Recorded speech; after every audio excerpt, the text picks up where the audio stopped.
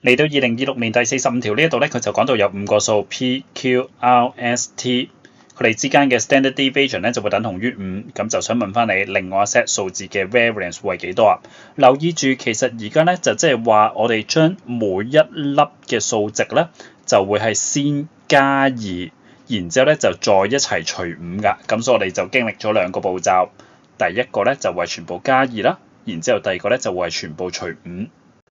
喺呢一度咧，我就用 S 去代表呢個 standard deviation 啦。留意住我哋本身嘅 standard deviation 咧就會等同於5。如果我哋每一粒 data 都加2嘅話咧，就唔會影響個 SD 啊。咁所以我哋經歷咗呢個步驟咧，個 SD 都會係等同於5。咁但係當我哋全部 data 一齊除5嘅時候，我哋個 standard deviation 咧都會係除咗5㗎，咁所以最終我哋新嘅 standard deviation 咧就會等同於1。留意住我哋最後係想計翻個 variance 啊 ，variance 咧就會等同於呢個 standard deviation 嘅 square， 咁1嘅 square 咧都會係等同於1啦，咁就最終我哋知道呢一條答案咧就會係 A 㗎。